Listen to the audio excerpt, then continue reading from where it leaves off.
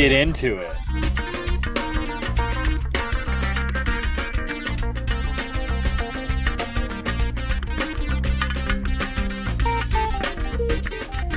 It's Podular. Welcome back, folks. Love it how my co-host just couldn't help himself there. Fucking right, it's Podular. What the fuck was that? Oh, this is episode 92. It is Wednesday, August 12th.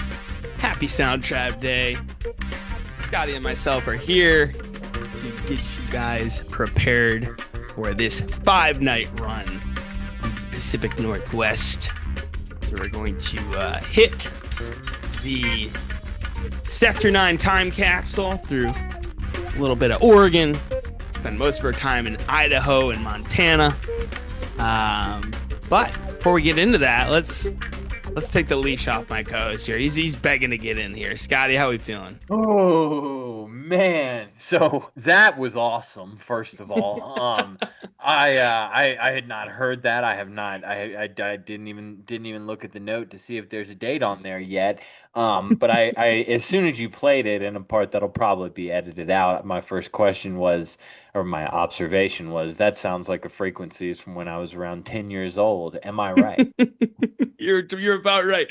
That is the Zebra Cocktail Lounge, a show I've gone back to over and over and time again, from 1030 2000. So right around there for No, sure. that was it. No, I was Yeah. 10 years. That's exactly Yeah. 10 years old. Okay. Yeah, It, there we go. you can track my birthday by the year. I was born in 90. So There in we go. 2000 I was 10. In 2011 I was 11. Never forget. Like that was, that's how you keep up with my time with my birthday and frequencies from the 2000s. They just feel like a familiar father figure to me. That's Yes. obviously that's a bedrock STS9 song, and Mhm.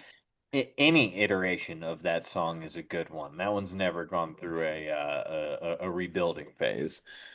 Yes, yes. So we'll be back to that show in a little bit here, but Cool. obviously we've got um, 5 awesome shows coming up here. In some places where STS9 hasn't been in a very long time, places where STS9 has never been, and some places where they're coming back for just the second time, right? So it should be a really awesome weekend here through the Pacific Northwest. But before we get to that here, Scotty, obviously last week we took a listen to the new studio release of Soul Slap, but it looks like we had a little bit of maybe a slip from the social team here. We take a look at an official Human Dream B-sides and remixes here coming up. So an entire uh uh like set of songs to release, it seems here. How we feeling about this? I mean, feeling very, very excited. We had heard whispers of this for a minute. Hmm. And obviously, I mean, even if you don't hear whispers, you can follow breadcrumbs, and Yeah. they've been remixing things. And Yep. if you know any history about this band, you know that I mean, with the Universe Inside being the only exception to this. And since Artifact, every single album has had a remix album follow it. So, getting back to old form, it seems, we obviously don't have a release date yet, but it seems like we're gonna get another good sized project of remixes and B-sides. Yep. You think about what's already up there, right? Or, Soul Slap, right? I think is going to be a part of this in terms Yeah. of a B-side, right? More than a remix, but already a few remixes that we've heard of Human Dream songs, right? Dusk with the drum and Hmm. bass remix at Wavespell, which we haven't seen that since. The Push the Sky update that we saw from that night. We haven't seen that either. You got the Um, Flamingosis. yep. You've got what else? Our boy that we need to have on here soon. Yes. Thought process. Yes. Thought process we've got for the License Symphony and Unity. It's all right remix. Do we assume that the Better Day and the Something remix are part of? Maybe. I mean, maybe not. I don't know if you would call those B-sides because I don't know. They're proper remixes of other songs. I don't know. Right. We'll Uh, see. what I'm thinking here, Scotty, and I know what we've heard some whispers of here and there is maybe some treatment to some of these whole homeless songs that we're seeing here from the Yes, past. some of these songs that we now they we know from we all know how that they own these all these songs now. So hmm no complications in terms of putting them giving them proper studio treatments. And that feels that feels like this is where those might belong too. Yep. I think we've done this before, but these kind of answers change all the time. Off the top of your head, if you could studio a home, give a home to a homeless song, who would you put a roof over? I think I got like turned rent into a mortgage, right? Obviously. Yeah. Okay, yeah, yeah. I think Man, a Crystal studio rent would just go absolutely studio rents insane. would, Yeah. yeah, for sure. Cr- Crystal, I love. Yes. Love Yeah. that for sure. Um, High Key. High key. Be a lot of fun. Instantly. Could you Oh imagine? my God. Instantly is homeless. Yeah. Arigato. My Oh, goodness. wow. Yeah. Yeah, man. There's a fair sized village under a bridge somewhere of a bunch of STS9 songs that need a home badly. My God, they're under a bridge. Holy shit. Somewhere along the interstate of these 19 hours of driving that we're going to be getting on this 5 night tour. We'll go through that 'cause that's insane about what these shows are going to come up against. But man, I'm hearing the Sarah McLachlan music too. In the In the arms arms. of an angel. Oh my God. And it's just crystal instrument under an overpass. Man. Oh, that's fun stuff, folks. Oh, All let's go. right. Well, I think that's all we got for updates. So let's get into this Sector 9 time capsule that we've got going here. And we start things out in Bend, Oregon here. And I guess we'll start with that map here, Scotty. I think that's a fun little graphic to start with here. Um, this is an insane amount of ground that this band is covering over the course of 5 days. Dude, this is fucking insane, bro. I swear, if we find someone to do boots on the ground that is doing all 5 of these shows, it's going to be quite the fucking story here on how we pulled this off. A combination of almost 1,200 miles here, right? And 18 hours and 53 minutes of driving. God. Yeah, But the okay, so Pacific this is Northwest is just huge, dude. So, so this is five stops. So yep. you've got do we have a time for each one of these? Like what is Yes. okay, let's Yep. let's get into it. So Bend to Boise, five Casual. hours, Not five that bad. hours and 12 minutes. Not That's that bad. this the second longest leg. This leg is the one that is Yeah. nuts. Uh, Boise to Bozeman is 7 hours and 18 minutes. Are they gonna be able to make it to fucking Bozeman in time for sound check? Like what the I mean, hell? that this is like straight on the fucking bus. Do Yep. not pass go. Get the fuck Yeah. there. Wake up in Bozeman. Yep. Then Bozeman to the Kettle House Amphitheater, which is in Bonner, is just under 3 hours. So that's now we're talking here. And then Kettle House to Spokane, which will be their first show ever in Spokane, Washington, 3 hours and 14 minutes. But man, these first two legs, thank God it's the middle of the summer because any kind of winter weather could slow one of these Oh, shows this down would for be sure. fucking Yeah. impossible in the winter Yeah. time, dude. But man, I love the Pacific Northwest. Have you gotten a decent amount of time to spend up No, there, Scotty? no, I've Yeah. spent zero time up there. Man. I really, really wanted to make that Bozeman show happen because I've got some really dear friends that live up there. A shout out to my homegirl Sarah Markman, my buddy Ed Bell, but I just couldn't make it up there. I've always wanted to, and a really unique flavor of STS9 tends to happen up there. Hmm. And as far as parts of the country, it's the only region of the country I've never caught them in. Yeah, it is incredibly beautiful up there. I mean, you think about just the diversity in landscapes that you get. I mean, in Oregon, I mean, you're not so much going to be getting it in Bend since it's a little bit inland. You've got the Pacific Coast. You've got the Rocky Mountains. You've got incredible national forests.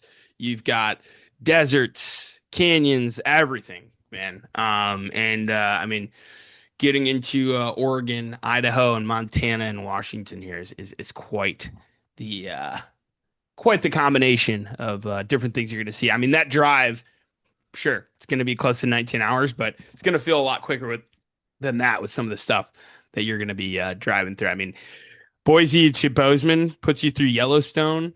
Wow. Yeah. You're getting not too far off from the what do you call it? The Grand Tetons, I believe here. When going up near northern Montana and Idaho and everything like that.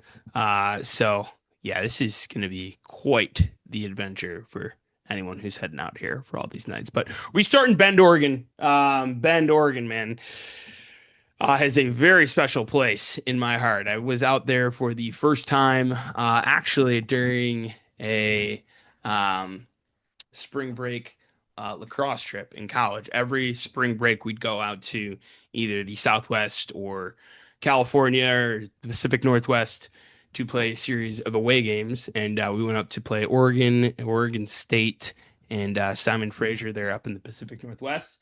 And then the second weekend, we'd always have some kind of trip to be compounded on that. So we went ahead and skied and snowboarded Mount Bachelor, which is the closest ski resort to Bend, Oregon. Incredible city here. If we're talking about anything outdoors, incredible breweries, great food, a really, really beautiful, quaint downtown area with really nice shops and boutiques and everything like that. But yeah, you're in right off the Deschutes River here. So I mean, if you're getting a chance to spend a little bit of extra time in Bend, which seems like you might not be unless you've already listened to this podcast. It is a really magical place to see them play. Magical place to do anything. But yeah, the Midtown Ballroom here. Fun fact here, Scotty. The band has played Bend, Oregon one other time. And that would be on, let's see here, November 9th, 2001. And guess where they played this one show in Bend, Oregon? Did they play the same place they're playing now? They play in the Midtown Ballroom, right? So not a whole lot of opportunities you get to see this band in 2026 at the same venue that they played in 2001. Looks like a pretty cool spot here. We've got a picture of it here, Scotty. I'll share it with the folks. So it looks like it holds a decent amount of people here. Bend being a smaller town, but seems like it's probably one of the bigger spots here. But yeah, looks like a pretty cool place. So we figured, since we haven't heard of the band in Bend, Oregon for 25 years almost, why not start there with our clips for our Sector 9 time capsule here? So what do you say, Scotty? Ready for some music? I'm excited, man. I don't believe I've ever heard this show.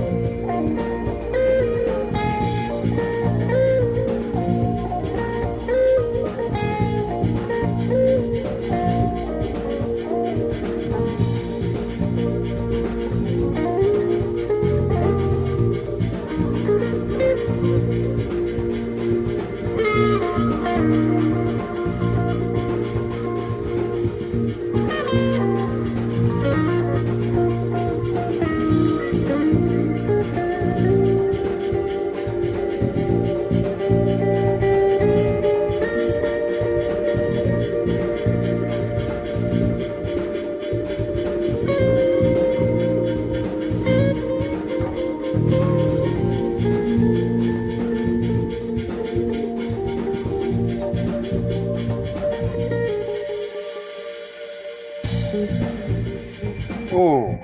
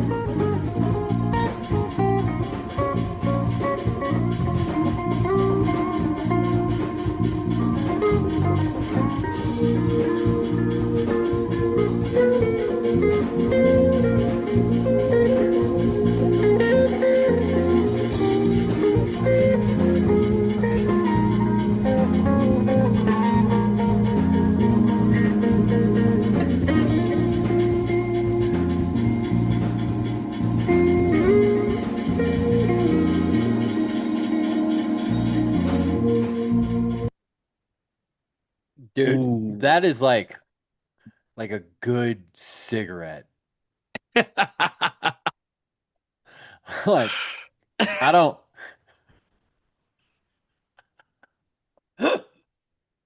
Holy shit, it totally is. Oh my God. like After like 3 beers. yeah, no, dude, like whatever. And I don't smoke cigs anymore, but like I'm far enough removed to where I can romanticize them heavily.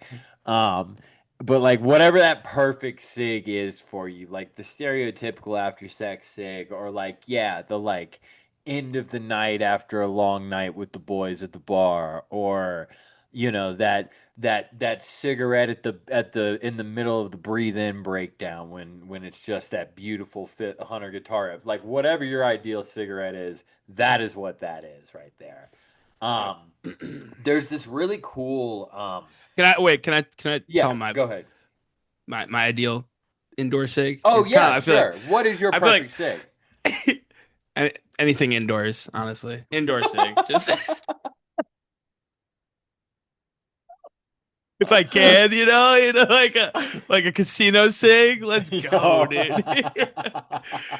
I feel like that conversation was like the Talladega Nights conversation about like, hey, how do you picture your Jesus, right? I like my um cigarette wearing a tuxedo T-shirt because ma- I'm formal, but I'm here to party. Man, that's so funny because I kind of I wish I hadn't described it like that because I kind of blew my answer. But I think I've told this story before on the first episode of this podcast. I don't know if I've talked about it since, but my dream cigarette was my aha moment with STS9. Uh, I was doing what young men do at STS9 shows. I was feeling good. It's my first one ever. I was next to my homie, and I was ripping a cigarette during breathe in. And as soon as that breakdown happened, I took the fattest rip ever, and I just remember being like thinking, "This is the best song and the best cigarette I've ever smoked in my life." And I turned to my friend and I was like, "What is the name of this song?" And he was like, "Breathe In." And I was Mm. like, "Well, this is what I'm doing for the rest of my life." Not the cigarette, the STS9. But you would be breathing them in for But sure. yeah, I But would be breathing them yeah, in. man, Scott, Ironically, yeah. you were fucking invincible at that point. I love hearing that story. It gets better time every time I hear it. But Yeah. sorry, I didn't mean you were about to start talking about this clip. What do we No. think? Yeah, no, Because there's a really cool duality between like obviously this really early 2001 era where they're much more of a jazz band than anything else, but especially at the they're beginning. trancier too. They're like Sure. yeah. But much more at the beginning than at the middle. There's these like this essence of big man Hunter Brown that if hmm if you know where it goes, you can hear it very clearly in this hmm clip. That like he has that dog in him, that Trey in him, Yes. that the influence of I wrote very Daddy on here too because like hmm this there's a like I don't know with any early band you can hear their influences a lot more clear and I got Trey and I got Jerry out of this from Hunter. I love that you bring that up because there are certain parts of this jam that makes me feel like we're in the middle of a very like ethereal fish jam for sure. So I love that you brought that up. I felt the exact same way. So you talk about cigarette, right? Mm, I think a slice of butter melting on a big old pile of flapjacks. mm. It's just melting butter, dude. That's what this makes me feel like. But yeah, hey, you take a look at this show, dude. This was improv. So I mean, we still haven't even gotten to that. Like people who are just listening to this and can't see it on the screen are like, okay, what the fucking song was that? It wasn't. Um, yeah, just improv and casually here, Scotty. We're getting two 5 song sets in this show, which is Oh just wow. fucking nuts. So first set being this improv, then Wicked Chicana, which is 13 minutes long, a 15-minute and 38-second We'll Meet in Our Dreams, and then a Mobsters, which is just clocking it at 9 minutes. And then you finish off the first set with a 17-minute and 36-second Hubble. That And caps then off dude, set and then one. boy, Yeah. if you don't get the fuck out of here with this second set. Yeah. You start off Uh, with Come Why, um, then a Quest, casual, a Horn, an Orbital, and then the fucking absolute main course of this show, on paper at least, a 25-minute long monkey music. Good fucking lord, dude. Mhm. Kumwai, Quest, Horn, uh, uh, Orbital, Monkey Music, and then an encore of Evasive Maneuvers. Yeah. This Yeah, this was this really the age of Orbital and Monkey Music probably being their top two songs, I feel like. So yeah. to end the second set with those two back to back in the year 2001 is just fucking insane. But and Man, then I would really, yeah. really love for them, and I mean, maybe this is the era that they do it. I would really love for them to spend some time going back and making sure some of these, if they're in possession of any of them, make it to the light of day. Because the fact that these sit on archive.org is just like, what?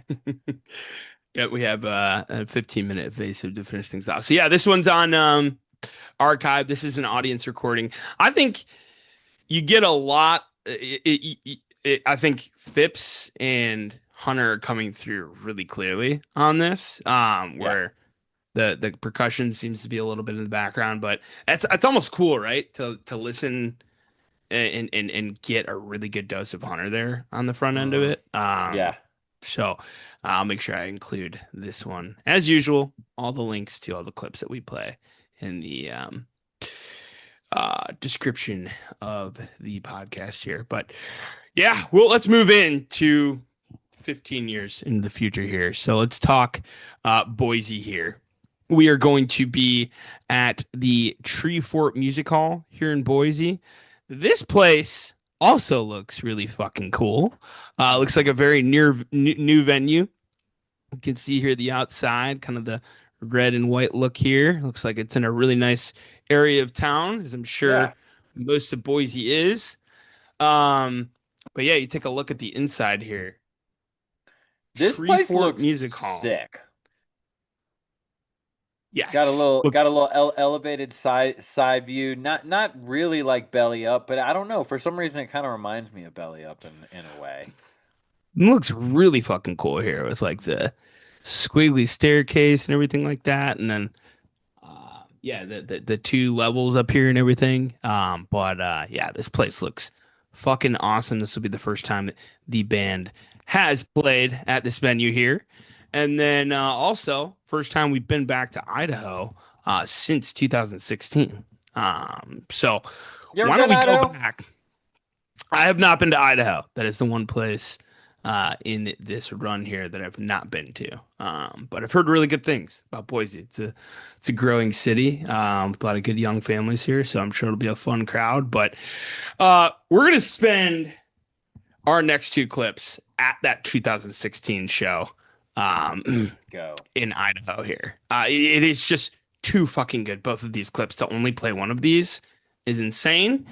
And it's a part of this first set that if you're taking anything away from today's episode, this is a show that you need to re-listen to in full because this first set is just incredible. So let's take a listen here. We will start with a nice little 4-year Puma here from the Knitting Factory in Boise, Idaho on January 26, 2016.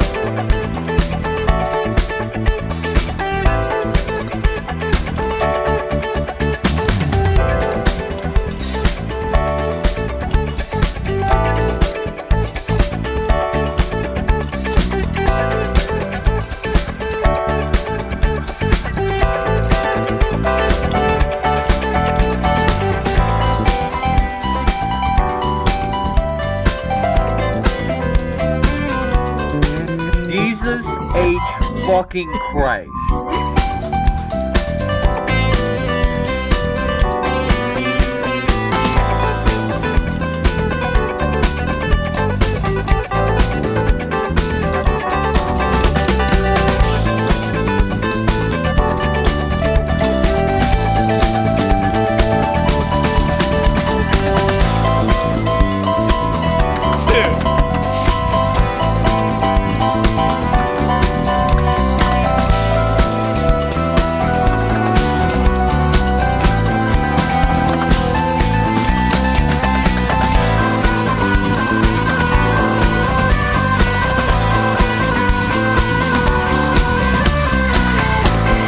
Dude. Is that a kazoo?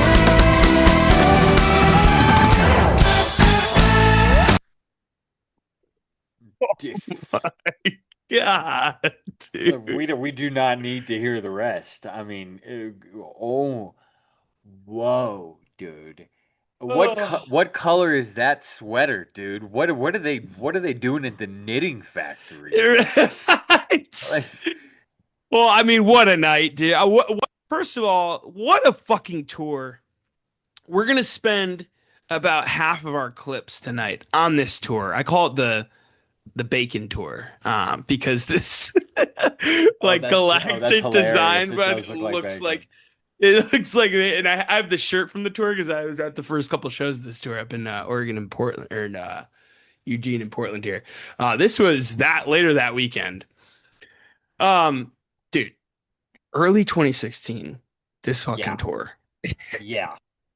Maybe the most underappreciated tour of STS9 history. It might be their best, man. Like because they're still Yeah, I know coming what you're talking off that about. 2015, but Yep, it's pre-release of Universe Inside, which yep, again we appreciate the Universe Inside, but of course. it's just what happens when any band releases an album that it's gonna mess up the flow of set lists and everything like that, right? So it's that 2015 playing, um, where it's even more refined, I think, before we get to a point where we're, um, promoting an album, right? So, Yeah, it's that like it's that experimentation at the highest level mhm. because they are they are comfortable enough to take chances because they've been doing it for just long enough with Alana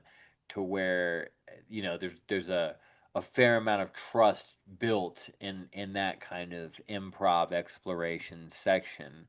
Um, and man, dude, this fucking show on paper is absolutely out of bounds. Yeah.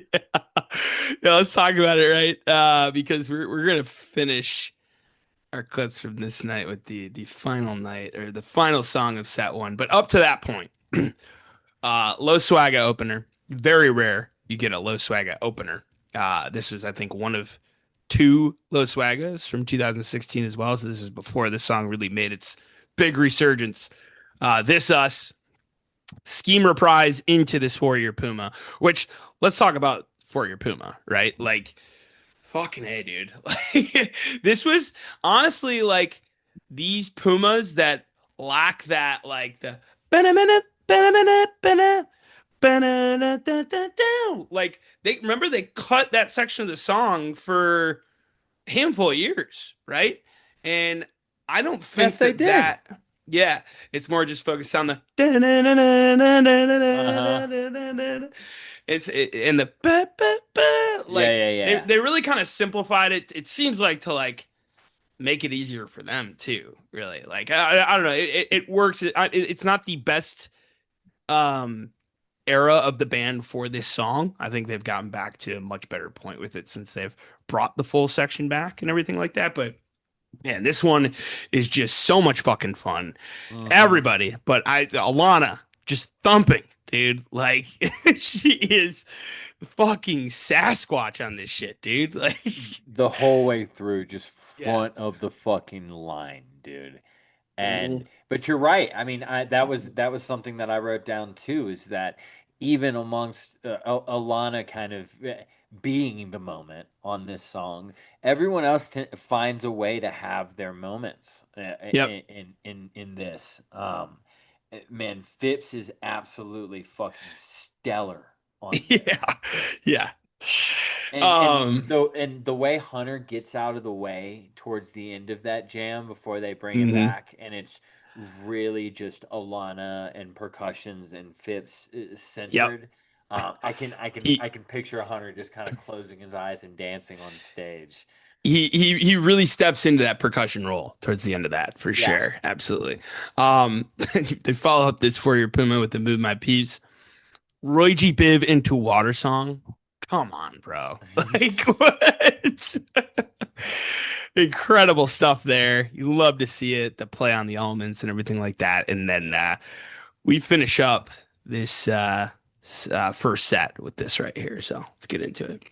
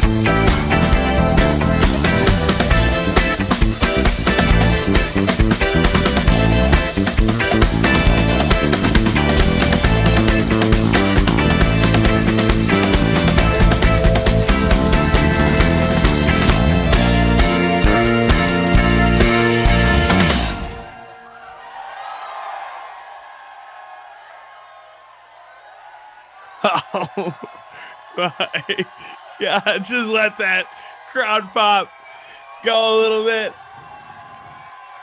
Listen to those fucking people. Boise, Idaho. Oh my God. That is silly. Yeah, What dude. the fuck? I mean, Oh, it's that so much fun. this show is unreal. It's so fucking good, dude.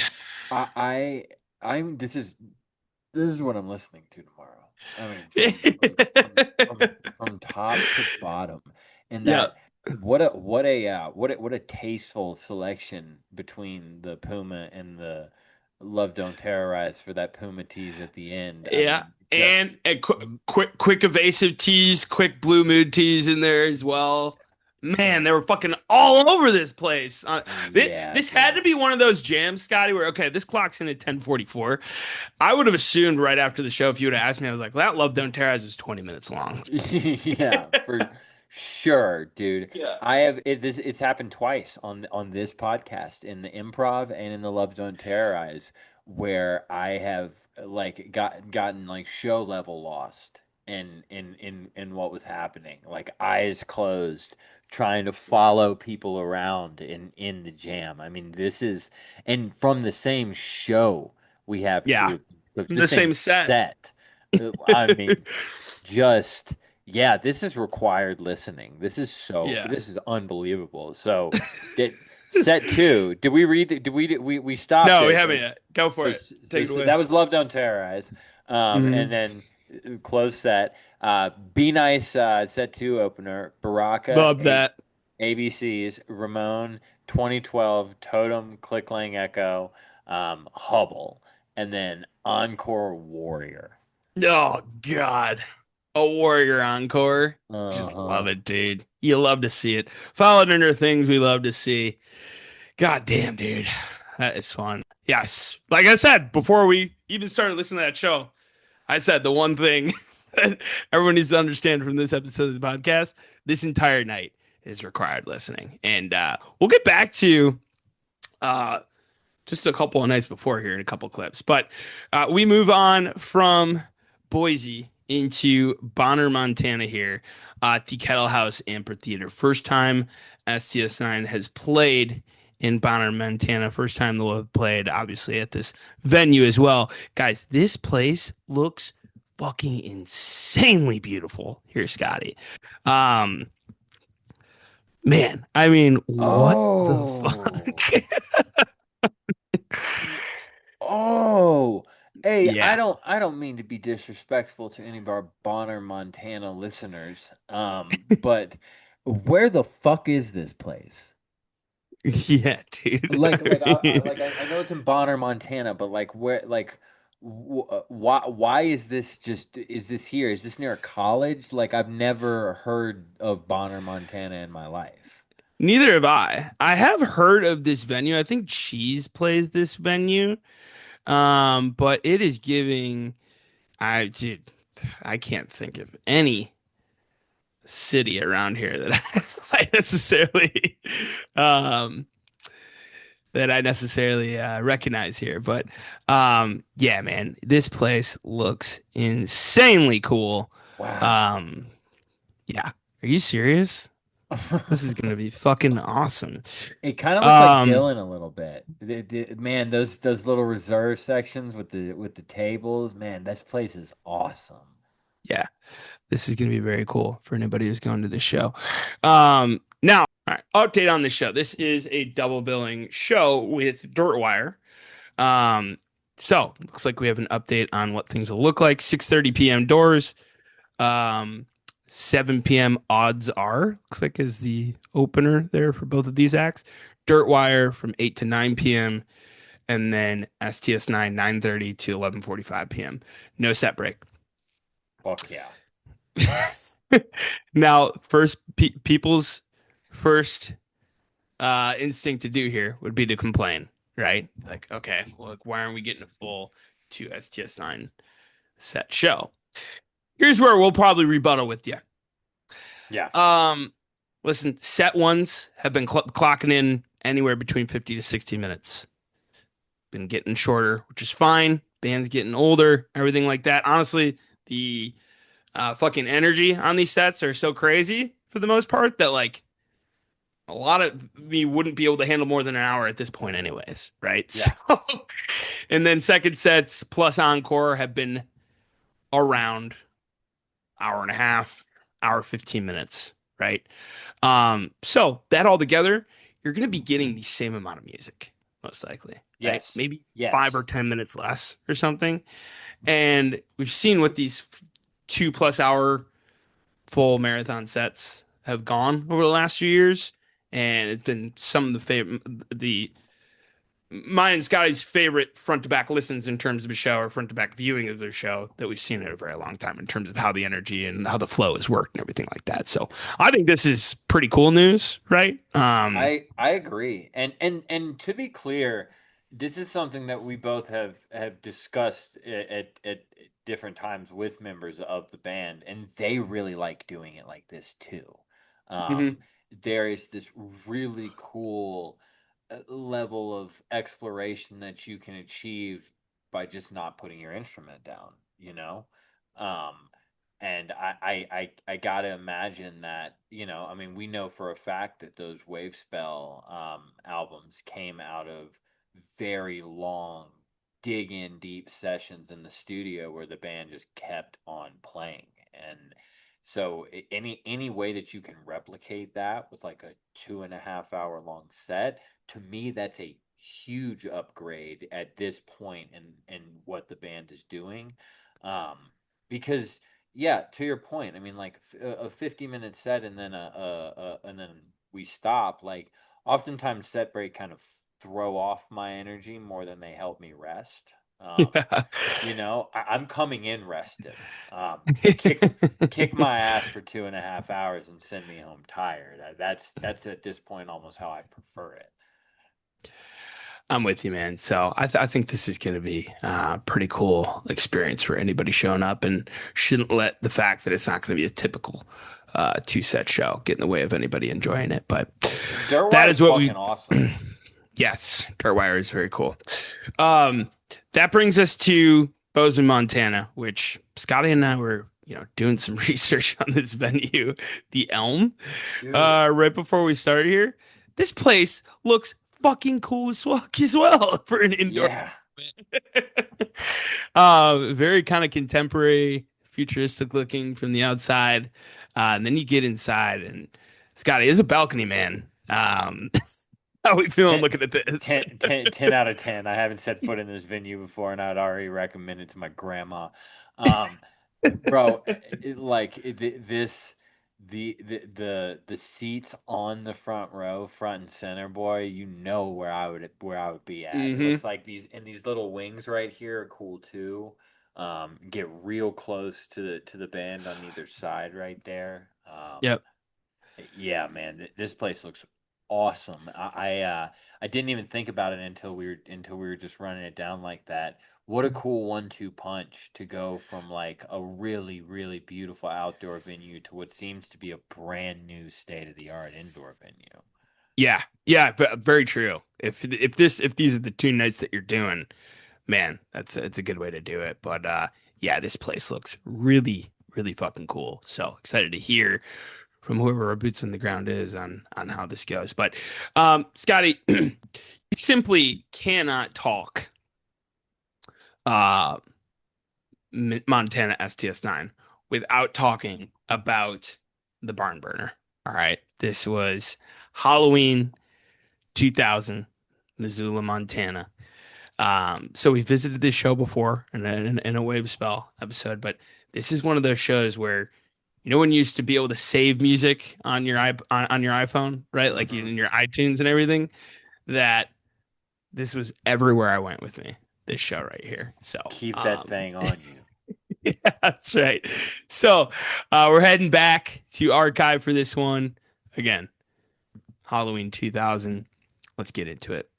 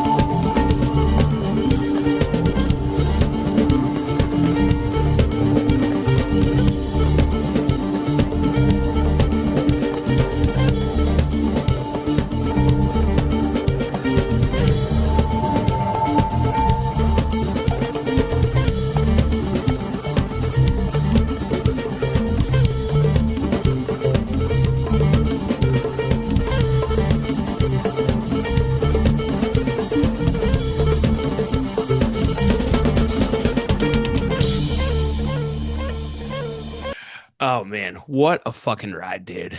Um, this fucking show is so goddamn good. And a lot of required listening that we're going through on the show here today. I mean, yeah, dude, your selection of songs today is absolutely elite between the 4 Year Puma and now the What Is Love in the same episode, man. Quality, hats off to you for the selection today. This is a 21 minute what is love, guys? I mean, goodness fucking gracious. What else do you say about it? This is jazzy. This is Zach and Jeffrey on this are just on another level. And this is the Barn Burner. Is that the name of the venue? Yeah. Okay. Mhm. What a show. Is this a venue that still exists?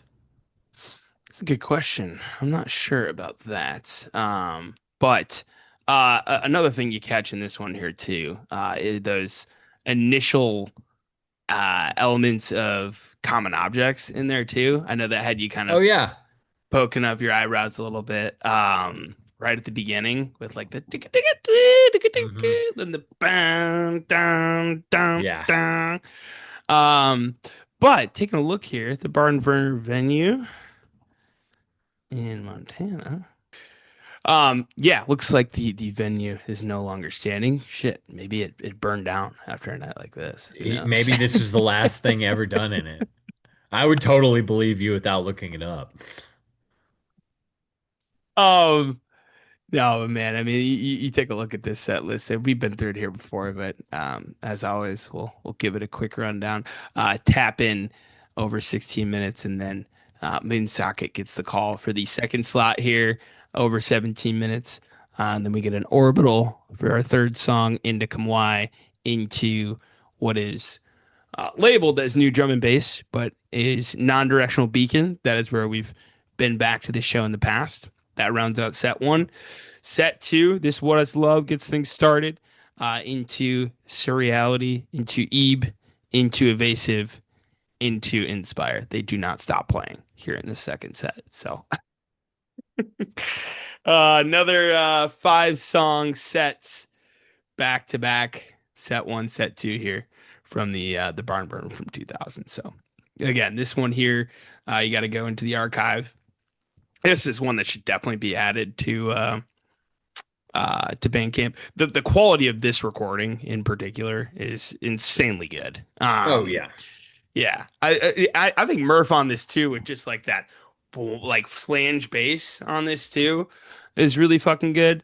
But yeah, again, like as usual, you'll be able to find the link to everything in the description here of the episode. But let's get to the Wilma in Missoula, Montana here. We'll go back to that fateful week from those 2 clips from the Knitting Factory, which was on January 26th. This clip here was from just a couple of nights earlier. At This is the one you were most excited to show me. yes, fucking strap in for this one. Man, this one was really hard not to hold on to and holster for a future Waveswell episode.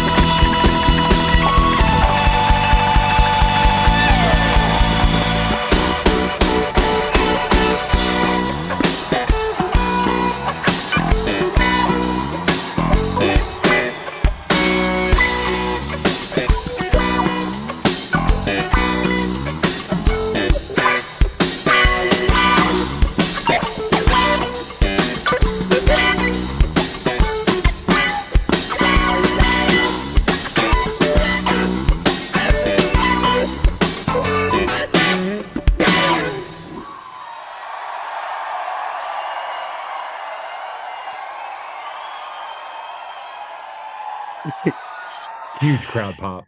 Yeah, dude. I mean, rightfully so. What in the fuck, man? Like, I don't know if I've ever heard Hunter Brown get into that pocket like that.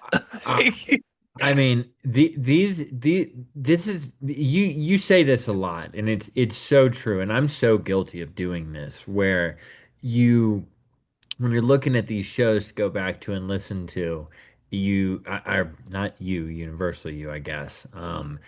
Look at the timestamps of these, and if you're looking at the timestamp of this Wicca, 12 minutes, about a standard length Wicca Chicana, but god damn, dude, just listen to it. Like you never Mhm. know what you're gonna find until you break these things open, and this is an absolute all-time Wicca. Also, on the side, all-time comment right here. Chris Jordan said, "This Wicca be wonky," and then two comments above.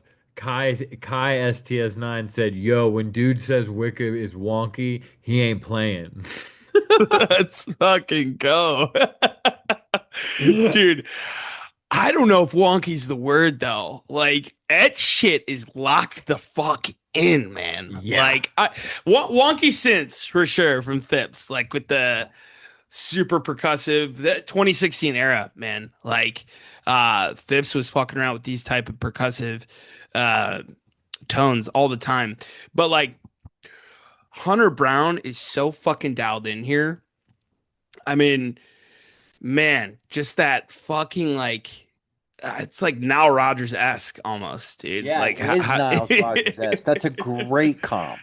yeah. Um, just so much fun here. So yeah, I mean, this show starts with a breathe in, and then a what is love. Holy, what a fucking start!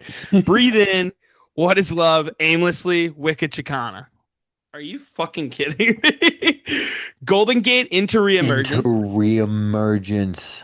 That's cool. You don't fucking see that ever. Fucking oil and water rent. Yep. Yep. Oh, dude. Come on. Set to World Go Round, STS9, Kabuki, New Dawn, New Day, Walk to the Light into Dance, Evasive Maneuvers, Jebez Encore. Wow. Yeah. Holy first set again, right? With this one and from the Boise show that we took a listen to. Man, again, this tour is special. You will find nothing but more of this if you dig into this tour from early 2016. But these are some fantastic moments for sure. So Absolutely. that moves us along in the tour here to Spokane, Washington, the Knitting Factory, which we have not been to yet. We have not been to Spokane before in the history of STS9, right? So that's cool. This place looks pretty sweet, looks pretty industrial, looks like somewhere STS9 could throw a great throw down here. So it should be exciting. But since we have not been to Spokane before, we're gonna end things off with our clips with one more from Bozeman here. So we will head back to the Zebra Cocktail Lounge, which is right where we started with that frequency funk here, with this song right here.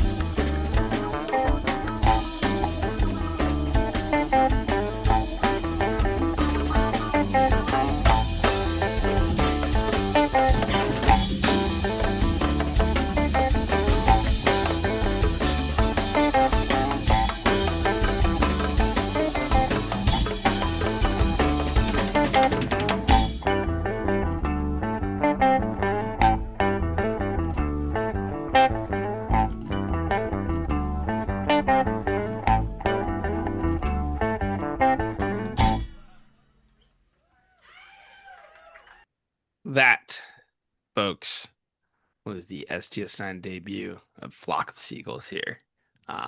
From just the night before that Barn Burner show in Bozeman, Montana. The Zebra Cocktail Lounge, again, where we started the episode with that Frequency Funk clip for the intro here. Scotty, gotta love a good rarity like this. That is too classy of a name for a joint for a show this disgusting.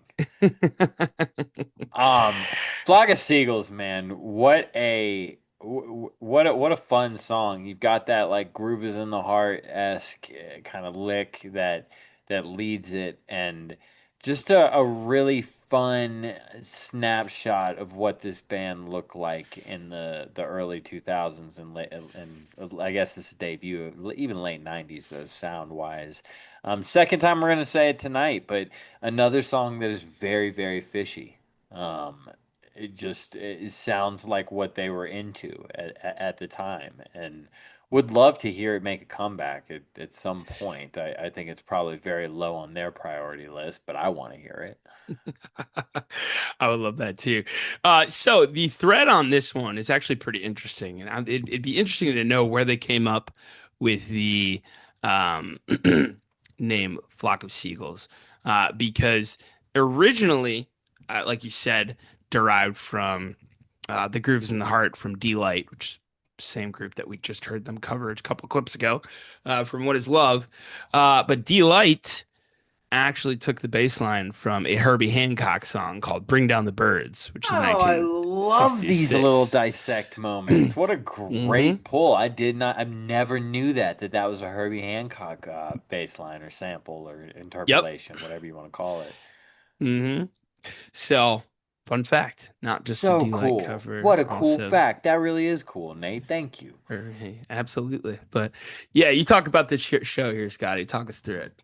You got a Come Why opener, then what we just heard, that Flock of Seagulls. Then, man, we're a gorilla music at 22 minutes. Then you've got a Hubble at and then a 12. No segs, at least no labeled segs in that first set. Man, every show we talk about is a five song set these for this show.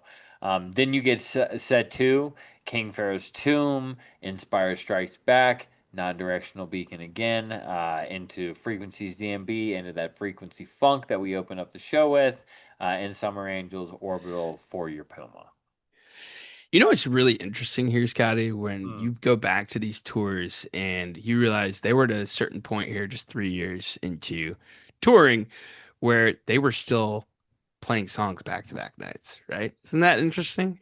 Oh, yes. That is crazy. I was because that Puma that we heard, was that from the night before? The Puma was actually from 2016. I'm talking about this show and then the Barn Burner show. Okay, okay, We my get bad. Sorry. an Orbital and Come Why, Yeah, and the non-directional beacon Non-Directional back to Beacon back 2 nights nights. in a row. Yep. Hmm. So thought that's a cool little tidbit when you go back into uh, as far as this into around the year 2000, set list variation. Hey, it makes it tough when you've only got the amount of songs that they did at that point. So, I mean, when you're um, playing them like this, go ahead and repeat them all you want. I mean, this is good shit. Is yes, this a sir. picture of the town? That is Bozeman. Yes. God damn, Bozeman is pretty. Yep. Yeah, Montana's hidden gem, the United States for sure. So, Scotty, that rounds up our clips, man. All there's left to do is to get to some predictions here, right? So what do you say? 5 songs each for a 5 night run? 5 songs each for a 5 night run. I like it. All right, let's flip it, bud. Coolman 6 is heads, and the back is tails. Call it Yep. in the air. Heads. You got it. All right. F word. Love it. All right. I'm gonna keep fucking calling this until we get it. Warrior. Nice. Come why?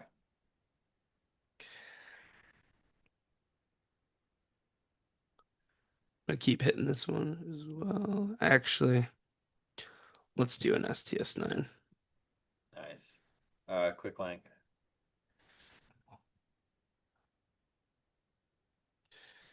I'm gonna go. I think we're due for that third quarter Jabez. We got the first Ah, quarter Jabez in Colorado, the second quarter Jabez in Charleston. I think they gotta hit that kind of jam that they've been doing on that kind of song again on this Pacific Northwest run. okay. Nice. Um, let's go.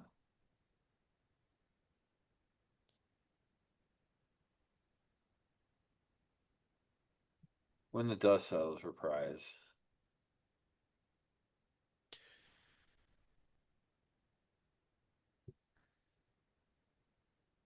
All right. Long shot. Um, Give me Music Us. Nice. You have one more. Both have one Give more. me Shock Doctrine. All right, and give me It's a. Nice. Um, I don't know about you, Scotty. I think that there are two shows that have the makings of being incredible. I think I will obviously, but if I were to pick two that really are going to probably stand out, I feel like they are going to play a great show at that Bozeman venue. Yeah. That place just screams really good 2026 STS 9. And then I think a Wednesday night in Bend, Oregon, where they haven't been there in almost Yeah. 25 years, Yeah. screams I mean, a ripper for sure. yeah. If you're listening to this, on your way to that Wednesday show, I have a feeling this might be one that kind of stands out amongst a lot of stuff that gets played this year. These like weird middle of the week like Ben's is college even back in session yet or Bend pitching is not a now? college town. Oh, Yeah. Ben is not a college town. No. Why did I Yep. think Ben was a college town? That's Eugene for Oh, U of L. okay. Yep. Man, this is gonna be so fun, just in the middle of nowhere on a fucking Wednesday in Oregon. Good for y'all, man. Be Yep. safe out there. And enjoy, and may all 10 of these songs that we just pick get played for you guys. Have the best Yes, time. sir. Yeah, and we'll be looking for boots on the ground commentary. I'm sure, I'm almost positive, Scotty, that we'll be breaking up this recap into 2 different weeks. So No if you're going to question. be in Bend, Boise, Bonner, Bozeman, or Spokane, let us know. We'd love to get some of your commentaries. We're breaking these down. We'll start next week. But other than that, like Scotty said, safe travels. This is a long road for anybody making the entire journey. Enjoy the shows, and we'll see you guys next week. Just bets. Peace.